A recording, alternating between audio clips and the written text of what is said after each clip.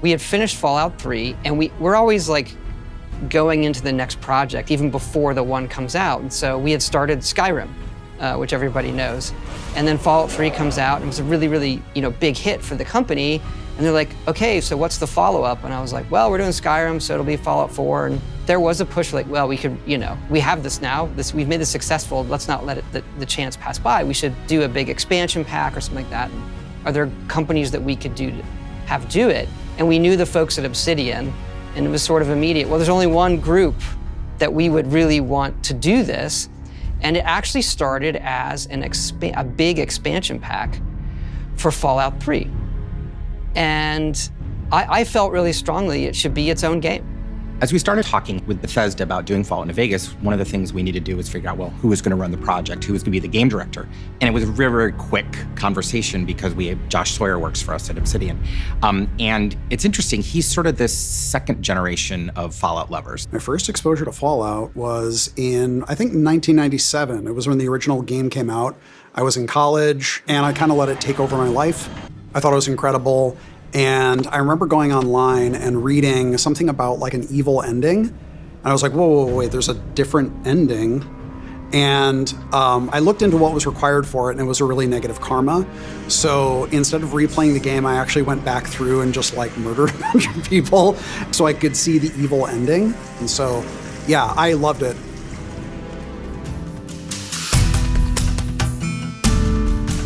It was my responsibility to basically make sure that the Obsidian had what they needed to start that project. We're heads down on Skyrim. We don't have any resources to really be able to help you. We're gonna give you everything. So we gave them the entire engine for Fallout 3. We gave them the whole game, all the assets. We gave them everything. And so my approach was, okay, we're not gonna really deviate tremendously from what Bethesda did. Clearly, many, many people liked this game, Fallout 3. So let's look at what we can bring to it that feels unique from our perspective without trying to reinvent the wheel. How do we make it unique? How do we make it feel like its own game? Doubling down on this idea of you really feel like you are surviving this wasteland.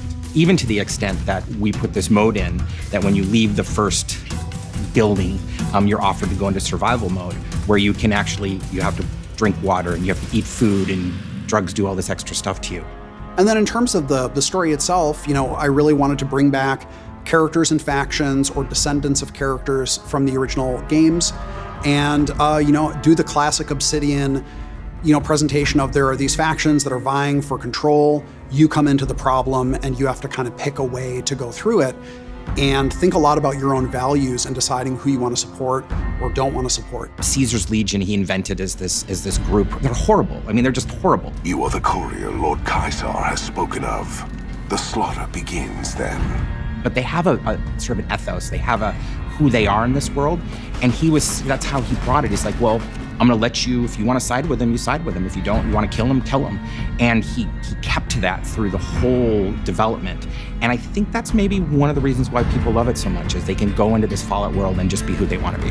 I have a lot of respect for the work that they did on that game. That was really hard to do, to take someone else's engine and technology and tools and build something fantastic with it.